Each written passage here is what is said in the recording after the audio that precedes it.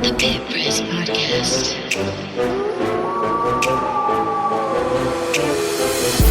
Get a chance to see Ehrlicher, the linebacker, who they say has the potential to be the best defensive player they've ever had in New Mexico. Looking down the middle, throwing into coverage, and it's picked off by New Mexico.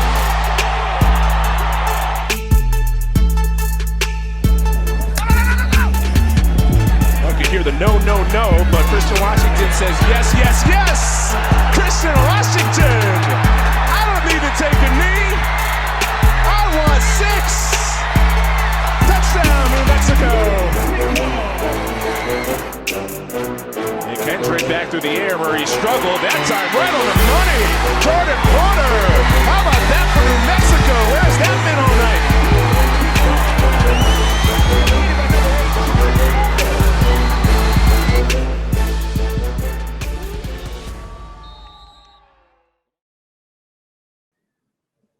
Welcome back to the Pit Press Podcast. My name is Ryan Tamori, and as always, I'm joined by the voice of the Western New Mexico Mustangs and a Lobo fan since 1970.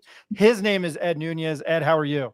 I'm doing great, Ryan. As I mentioned to Coach Gonzales and to you, unfortunately, I'll be down at Silver City for a game. That's my job, but I'll be keeping in touch with you and Eric and the rest of the Pit Press crew and seeing how the Lobos are doing. For sure, I'll be keeping up.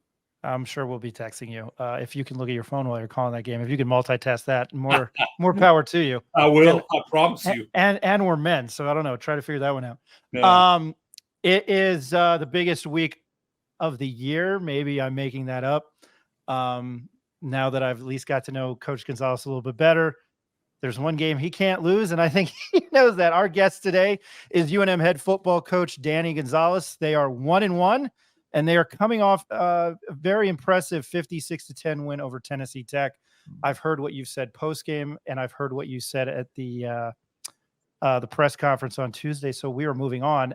I want to ask you something much more important. The Rio Grande Down Syndrome Buddy Walk is Saturday from, I believe, 3 till kickoff. But I know you have a little bit of an integral part about that. Just talk about that real quick. Well, it's a great event. It's a major fundraiser for the Rio Grande Down Syndrome Network. My mission is to get people to understand that our children with Down syndrome are more alike than different. Our daughter, Abby, 9 years old, she has Down syndrome. She's a little rock star. She's got the spunky little personality. She's going to work with typical peers as she gets older. We're big on, and this isn't everybody's goal, but this is our family's goal. We're big on her being in a general education classroom with typical peers. They're going to learn as much from her as she learns from them.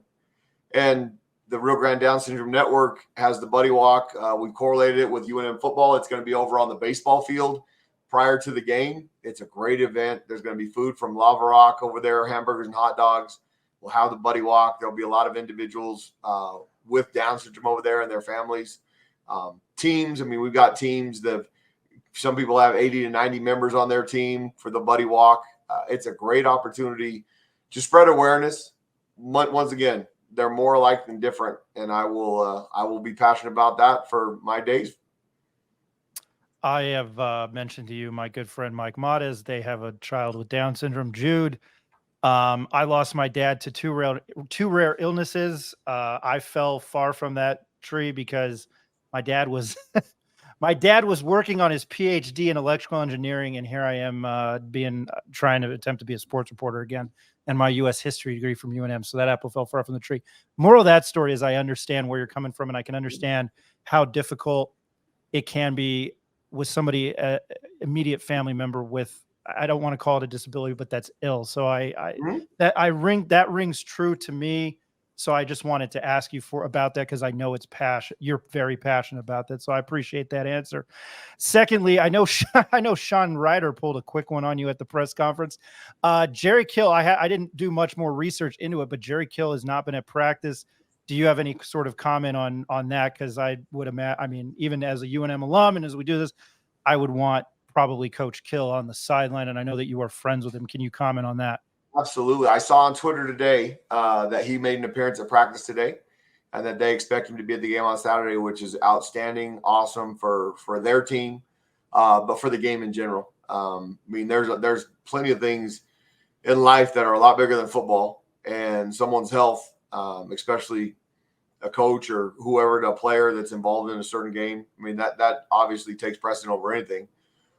Coach Gill is a friend of mine, and we kind of come up in the same football tree with Dennis Van Trone, and I playing for him, and Gary Patterson, who's been a big time mentor of mine, who was on Coach Gill was on his staff 2 years ago at TCU. So Coach Gill and I have a relationship, and he's done a phenomenal job there.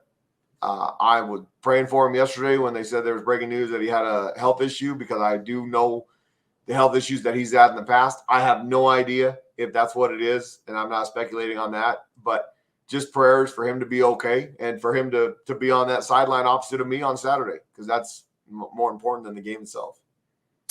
Yeah, no, I agree with you there. And for health wise, and then from a football aspect, I just feel, I don't know, what am I trying to say here? I just feel it brings more to the rivalry, especially with what they've been able to do the last year. And I'm sure you want to beat them at their best. Before I get to what Ja'Cory Krosky Merritt, Bill or Little Bill, which I love that nickname, and I'm eventually going to have to figure out the whole story behind that. You have some other running backs that have done some work. Andrew Henry and Dorian Lewis saw action. How would you rate their performance this past Saturday? I think that room is very talented. Obviously, Bill is going to be one of the elite backs in the Mountain West Conference.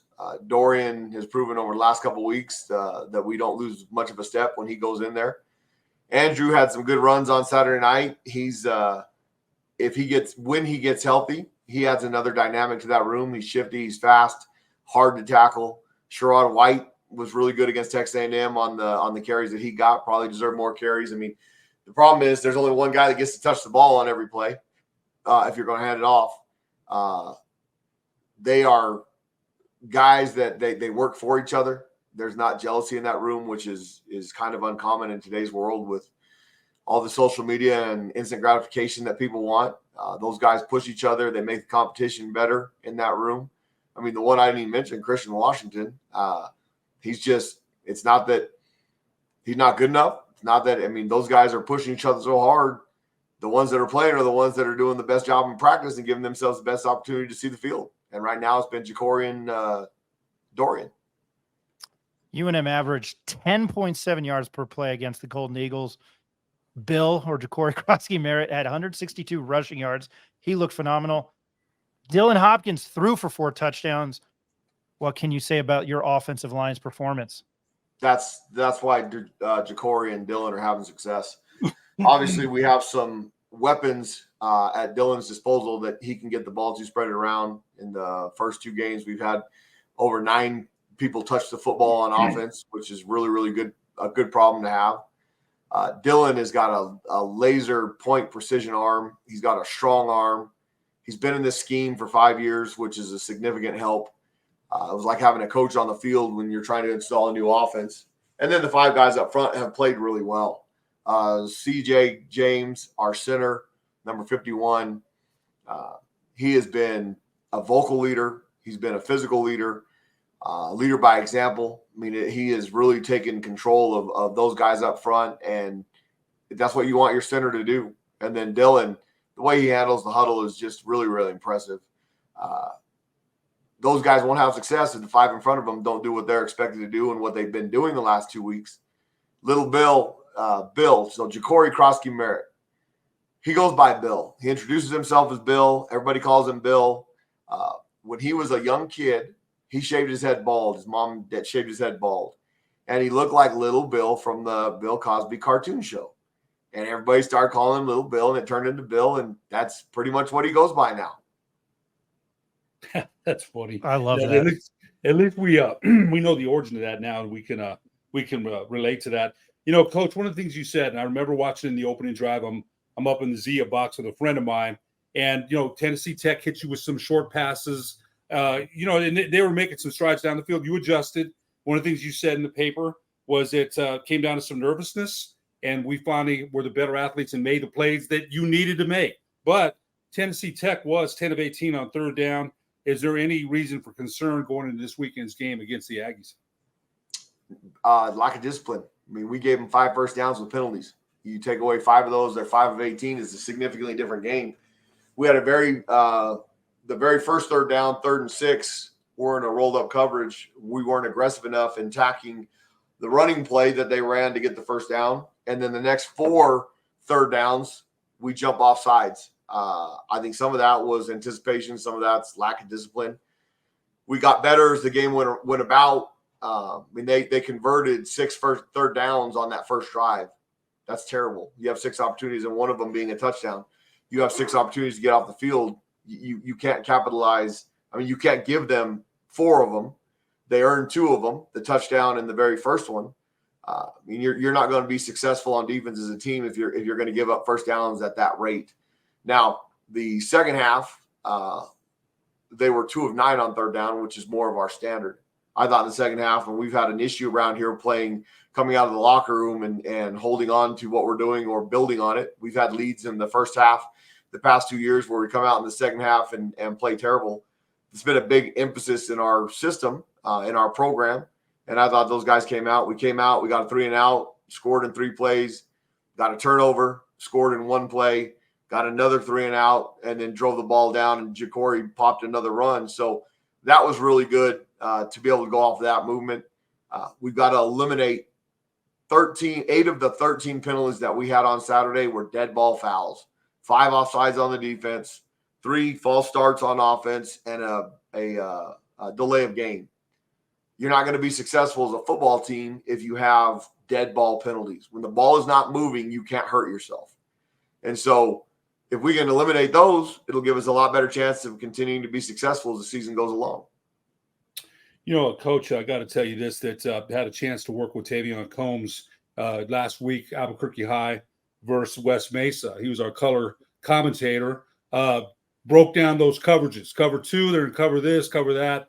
So he did a great job. I wanted to tell you that. What is the status of wide receiver Jeremiah Hickson, safety Tavion Combs for this weekend's game? They'll both be full go. Both of them were available to play Saturday. Would have played with some inherent risk because Jeremiah had a wrist and Tavion had an ankle. They were both eager to get into the game. Our plan going into the game was, unless something was going astray or we got hurt, injuries at the depth of that position, not to use them. When Christian Ellis went out with the targeting penalty, the game had pretty much been decided. If that would have happened early in the game, you probably would have seen Tavion Combs. Tavion and Jeremiah practice all week as if they are going to start. So barring anything happening tomorrow, they'll be fine for Saturday and should be full go for the entire game. The Aggie and Lobo rivalry, it still burns in you. You played and now you coached here before going to San Diego State with Rocky Long. You have mentioned not liking NMSU. You've mentioned you hate them. I love that. I have friends that are alumni that do love the fact that you say you hate them. I know it's a strong word, but how big is this game on Saturday for the UNM football program? I think you've got 2 good football teams in the state of New Mexico, which in 113 meetings between these 2 teams has not happened very often. When Tony Samuel was the head coach early in Coach Long's tenure, you had 2 teams that were very good every year, competed hard against each other. Tony Samuel led New Mexico State to a 6-5 season. I believe it was in 2002. Doug Martin had a good run in 2017. I wasn't a part of that era, so I don't know much about those. And then last year, obviously, we went down to Las Cruces. They scored 3 touchdowns. We kicked 3 field goals. Both teams had about 200 yards total offense, but they capitalized on a couple big plays, and we didn't. That has irked me and our program for the last 360-some days. I said it from the time I got here, growing up here. I don't like them. Never have. I can remember in 1992, we were a regional host for the Sweet 16 here in Albuquerque at the Pit. And UCLA was playing New Mexico State, who had won their first 2 games in the NCAA tournament. My dad had bought us tickets, and we went. We were sitting up in the old mezzanine before they redid the Pit. And the majority of the Pit was cheering for New Mexico State. And I was sitting there as a 15-year-old kid, for lack of a better word, saying, what the are we doing? This is cheer for UCLA, please. Stop cheering for those guys. This is our place. They're from that South town. What are we doing? My dad, I think he clapped one time, and I about wanted to punch him in the face. I'm like, what do you – no, we don't like those guys. Go for UCLA. I mean, that's just who I've been since I was a little kid, who I'll always be, and I won't apologize to anybody for it. A lot of people got really upset when I talked about my disdain and my displeasure of that school. And you know what? I don't like them. Now, the people are a different aspect of it. I like Jerry Kill. I don't like that he's a New Mexico State Aggie, but I like him as a person. And I mean, it adds to some of this stuff. The shenanigans that went on between the fans last year, that is nonsense. It's not necessary. You can have a great passion for your team, and you don't have to take it to fight somebody. That doesn't make any sense to me. That's not what this is about. That's not what my displeasure and my hate is about. I don't like their team. I don't like their mascot. I don't like their Go Ag. That's because I'm a Lobo. We're prepared for whatever's going to happen on Saturday, and I wish people would be smart and responsible and not take part in that. What happened before our basketball game because of what transpired in the football game, that breaks my heart because a family was torn apart for something that was just unnecessary. And we pray for those people, for their hearts to heal and all that. But that's not what this is about. This is about a rivalry between two schools that, I mean, it's played 113 times in this sport. And the grave competition against each other is what this is about. Do you have any regrets you mentioned it at the press conference on Tuesday. Do you have any regrets not recruiting Diego Pavia? Nope. I don't live with regrets. I mean, I make decisions and I stand by them. I mean, you have to be willing to bet on yourself like he was. What I did say though was not thinking that Diego Pavia was good enough to win and play at this level. I was wrong. And I've made mistakes recruiting. We've made mistakes recruiting. You can miss on 1 or 2 kids in the class. You can't miss on 3 to 4 or 5. Because after a 5-year period, now with the transfer portal, it's a little different. But with a 5-year period, if you have 25 guys that can't play, you're going to be a terrible football team. I say it all the time to New Mexico kids. If I don't recruit you and you think you can play at this level, well, prove me wrong. Walk on here, walk on to New Mexico State, become a player. And if you do, I will acknowledge it. I'll say I was wrong. I was wrong. Diego Pavia is a legitimate Division I football player, a really good quarterback, led their team to a bowl game. And so do I regret not recruiting him? I don't have regrets because I made that decision. Was I wrong in his ability? 100%. I like that answer. Ed went to Pius his first year. I'm a Pius alumni. I know he's a Pius kid, but he's an Aggie. So there's that comment. Yep. There's that comment. Jerry you can shake him off. He started at Pius, went to Volcano Vista, so you can say he left you and he disliked for New Mexico State. So it works. That's where I was going with that. Thank you for clarifying that up. Jerry Kill has done a phenomenal job down in Las Cruces, and I think some have said, what I've heard, the talking heads, maybe the Aggies are better than they were last season. But what have you seen on film for them going into this game this week? I believe that. I think they're better. You want to be a good coach, you get good players. They did a nice job, much like us in the transfer portal, to increase upon their talent that they had last year. They've got a quarterback returning that was successful and led them to a bowl game that plays with a lot of confidence. They've added some skill positions that give them some dynamic options. They're better up front on both sides than they were last year. So as the season continues, if they can stay healthy, they'll continue to be a better football team. I think this is a great opportunity for the state of New Mexico because I truly believe we have 2 football teams that will be contending for bowl games at the end of the season.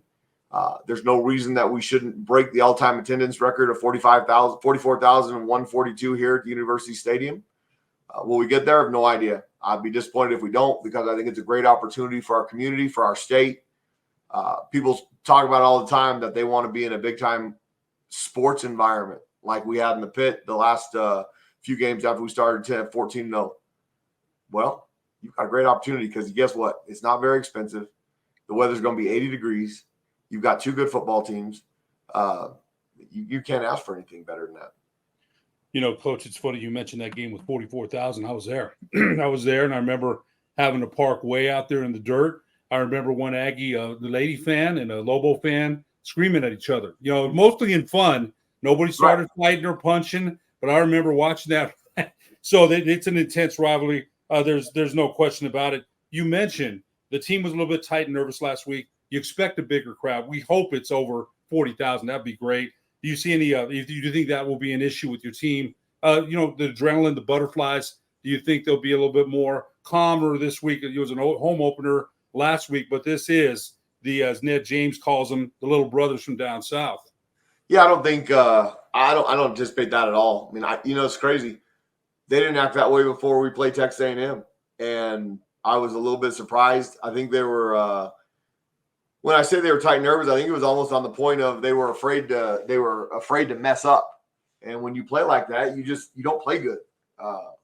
I'm usually pretty composed and can keep my calmness with them and cool and collected. After that first drive, I didn't. I mean, I lit them up and told them exactly what I thought about their effort and performance on that first drive, and maybe it made a difference. They came out and played better, but I mean, I was extremely disappointed in how we were on third down, how they were running the ball. I mean, they were getting 3 or 4 yards, 5 yards of carry. I mean, we didn't let Texas A&M do that. So what are we doing? And I thought we had an okay week, a good enough week of practice to be successful. It didn't correlate that first drive. They settled down, played significantly better, but we played a lot better in the second half. I mean, they got 200 and some yards total offense in the first half. So they had like 61 total yards in the second half, partly because we were able to get off the field on third down. I don't anticipate our team on either side of the ball being nervous for Saturday. I mean, the nerves will be positive energy nerves. There won't be anybody that'll be uptight or scared. I can promise you that. You know, Coach, we mentioned all the things going around the Rio Grande rivalry. There's a lot of things, a lot of things going on before the game, a lot of celebrations, things like that. How do you keep the Lobos, your team? How do you keep them? You've got a routine. You go to the hotel. How do you keep? I mean, Coach, when I think of that game, I'm fired up. Right, I'm not even playing because it's New Mexico State. How do you keep your team focused? Well, we started on Sunday. I mean, normally we take 24 hours to enjoy and the victory and all those things. After the game was over on Saturday at Tennessee Tech, I said, boys, we're moving on. I mean, enjoy the locker room here for the next 5 minutes, but it's time to put our focus on New Mexico State because there's going to be a lot of distractions next week. I mean, the events and all that stuff, the Rio Grande Down Syndrome Buddy Walk, the extraordinary Lobos with individuals representing families. Terrence Mathis being inducted into the College Football Hall of Fame in December. We're going to celebrate that. Those things won't affect our players. The Red Rally on Thursday night where campus has a big bonfire burning an Aggie and effigy and all those things. Those are distractions. That's not part of the normal routine. They can harm you. They can help you. It depends on how mature your football team is and how they handle it. We will do the normal routine on Friday of going to the hotel. We usually have alumni football players talk to our team on Friday about the importance of this game and the rivalry. Outside of Wednesday night and Thursday night festivities on campus because of this week, you as a UNM student and all those alumni and all that. I mean, you hear the constant chant of blank state, blank state. I'm trying to change that. I mean, beat state. I mean, it doesn't. We don't need to go down that path. I mean, we talk about our kids when they get interviewed by the media. Don't say anything that's going to give them more opportunity to be successful. I mean, you know what? We're excited to play this game. That's all you need to say. Let your talking play on the field. Yeah, I think a lot of people are excited about that. You mentioned former alumni. I got to tell you this. I interviewed Landrick Brody, the West Mesa coach, yesterday on the sports desk. Gosh, he talked so highly of you. That's an inspirational guy right there. That guy is doing a great job, phenomenal job at West Mesa High School. Coach, I've listened to your message, the press conferences I've been in about the swinging the hammer. We're a better team, twitchy, faster. We're better. You mentioned building something going forward. Now, it's one game, and you still got UMass, Wyoming, Boise State, Fresno State. How important, though, is it for UNM to come away with a victory on Saturday night? I mean, I think it's important for our program to capitalize on the opportunity locally within the community. When you get 35,000 people in a stadium and you complain that that's what you expect around here for a long time, and people tell you, well, then win games and we'll show up. Well, that's our responsibility to continue the momentum of that game. So I think it's important for that facet of building this program. Does it change the outcome of our season if it goes the other way? It doesn't. We still have an opportunity to get to 6 wins within our league and stuff, and I think New Mexico State's a good team. But there's a lot of importance to continue the evolution and building of this program to be where I want it to be and where our community wants it to be. It'll take a significant rise with a victory over New Mexico State and that atmosphere on Saturday. He is the head football coach at the University of New Mexico. The Lobos take on the Aggies. TV is on the Mountain West Network. Jeff Symbieta, George Carter on the call. And then, of course, you can always hear the game on Lobo Radio Network, 770 KKOB. Robert Portnoy, Dontrell Moore, and Ned James on the sideline. Coach Gonzales, as always, we appreciate your time. Thank you very much for joining us here on the Pit Press. Well, I appreciate you guys having me on, and thank you for all you do. Have a good one.